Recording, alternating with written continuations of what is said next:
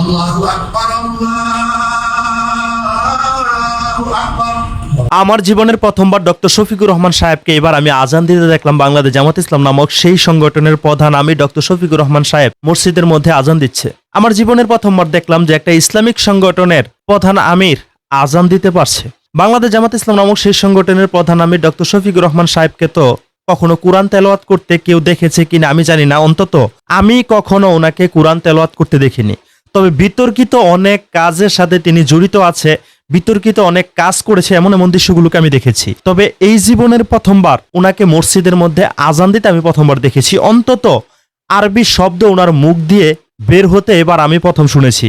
সেই সংগঠনের নায়েবে আমির আব্দুল্লাহ মোহাম্মদ তাহের সাহেব বিভিন্ন সময় উল্টাপাল্টা অশুদ্ধ কোরআন তেলাওয়াত করতে আমরা অনেকে শুনেছি। এটা নিয়ে অনেক তর্ক বিতর্ক অনেক কিছু হয়েছে, অনেকেই জানেন। অনেকে তো আবার উত্তম মাধ্যম দিতে চেয়েছিল আব্দুল্লাহ মোহাম্মদ তাহের সাহেবের এই কোরআন তেলাওয়াত শুনে, মানে এতটাই অশুদ্ধ কোরআন তেলাওয়াত আব্দুল্লাহ মোহাম্মদ তাহের সাহেব করেছিল, অথচ তিনি নাকি ইসলামিক সংগঠনের নায়েবে আমির। আর বর্তমান সময়ে এসে দাঁড়িয়ে ডক্টর শফিকুর রহমান সাহেবকে দেখলাম তিনি কোরআন তেলাওয়াত করছে। প্রাণপ্রিয় ভাই ও বন্ধুরা, অসংখ্য অগণিত মানুষের একটাই কথা, ডক্টর শফিকুর রহমান সাহেব কখনোই কোরআন তেলাওয়াত করেনি, কিংবা ওনার কোরআন তেলাওয়াত কখনোই কেউ শুনতে পায়নি। তবে আজকের এই আজানের প্রতীক ধ্বনিটা শুনে অনেকেই বুঝে গিয়েছেন ডক্টর শফিকুর রহমান সাহেব কোরআন তেলাওয়াত করতে পারুক কিংবা না পারুক, কোরআন তেলাওয়াত করে কিংবা না করে, নামাজের ইমামতির দায়িত্ব পালন করে কি করে না, ইমামতিতে দায়িত্ব পালন করতে পারবে কি পারবে না, আমজনতার নামাজের ইমামতির দায়িত্ব পালন করতে পারবে কি পারবে না, সেটা মানুষের কাছে চিন্তার বিষয় আছে। কিন্তু অন্তত উনি যে আজান দিতে পারে, আজকের এই দৃশ্যটা হয়তো অনেকেই দেখে ফেলেছে আমার মতো।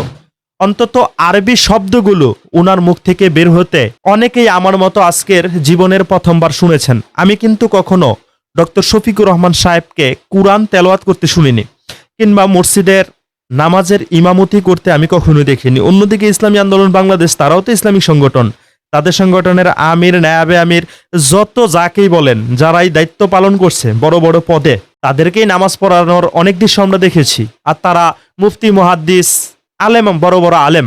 আর বাংলাদেশ জামাত ইসলাম নামক সেই সংগঠনের আমির নায়েবে আমির, তারা তো কোনো আলেম না। তবে আজকে জীবনের প্রথমবার অন্তত আজানটা দিতে শুনেছি।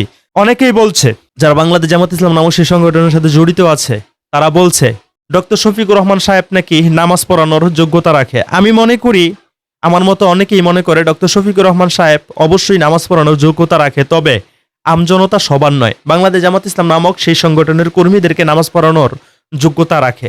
কারণ বাংলাদেশ জামাত ইসলাম নামক সেই সংগঠনের কর্মী হতে হলে ইসলামের জ্ঞান থাকতে হয় না। মুখে বকা, উল্টাপাল্টা কথা থাকলে, ওলামায়ে কেরামদেরকে নিয়ে বিদ্বেষ থাকলে, তারাই কিন্তু বাংলাদেশ জামাত ইসলাম নামক সেই সংগঠনের কর্মী হতে পারে। আমি চাইলে অসংখ্য অগণিত প্রমাণ দেখাতে পারবো। ভিডিওটা বড় হয়ে যাবে, এই ভিডিওতে নতুন করে আর কোনো প্রমাণ দেখাতে চাই না। অতীতের অসংখ্য অগণিত ভিডিওর মধ্যে বাংলাদেশ জামাত ইসলাম নামক সেই সংগঠনের কর্মীরা যে খারাপ কাজের সাথে লিপ্ত থাকে, বকা বাদ্যর মধ্যে সব সময় লিপ্ত থাকে, আমার ভিডিওর ইনবক্সে, কমেন্টে, আমার পেজের ইনবক্সে তারা যেই পরিমাণে আমাকে থ্রেট দেয়, যেই পরিমাণে বকাবাদ্য দেয়, তাদের ইমামতির দায়িত্ব ডক্টর শফিকুর রহমান সাহেব একদম পারফেক্ট আছে। তবে আমজনতা যেমন আমাদের জন্য নামাজের ইমামতির দায়িত্ব ওনার কাছে পারফেক্ট নয়। ওনাকে আমরা ইমাম হিসাবে পারফেক্ট মনে করি না, কারণ ওনাকে আমরা কখনো আজ পর্যন্ত কোরআন তেলাওয়াত করতে শুনিনি। বরঞ্চ এটা দেখেছি বিদেশি মেহমানকে হাঁসের মতো পিছন দিয়ে গিয়ে জড়িয়ে ধরেছে, বলেছে এটা আমার প্রিয় নবীর সুন্নত। এমন বিতর্কিত অনেক বিষয়গুলো আমরা দেখেছি, কিন্তু কোরআন তেলাওয়াত আজও পর্যন্ত করতে দেখিনি। তবে আজকে আজান দিতে জীবনের প্রথমবার আমি দেখেছি, আমার জীবনটা সার্থক হয়েছে। আপনারা কেউ ডক্টর শফিকুর রহমান সাহেবকে কোরআন তেলাওয়াত করতে শুনেছেন? উনি নাকি অনেক ভালো তাফসিরও করতে জানেন। আমি কখনো শুনিনি, জানিও না, কারণ আমার চোখে, আমার কানে এই সমস্ত আওয়াজগুলো আসেনি। আমি কখনো চোখে দেখতেও পাইনি ডক্টর শফিকুর রহমান সাহেব কোরআন তেলাওয়াত করে কিংবা তাফসির করে, কিংবা তার সেই যোগ্যতা আছে কিনা সেটাও কিন্তু প্রশ্নের বিষয়। সে তো আলেম না, সে একজন ডক্টর সাহেব, চিকিৎসক। প্রাণপ্রিয় ভাই বন্ধুরা, আপনারা কি মনে করেন? আর আপনাদের কানে কখনো ওনার কোরআন তেলাওয়াত পৌঁছিয়েছে? কখনো ইমামতির দৃশ্য আপনি দেখেছেন? কি মনে হয় আপনার কাছে? কমেন্টে লিখুন।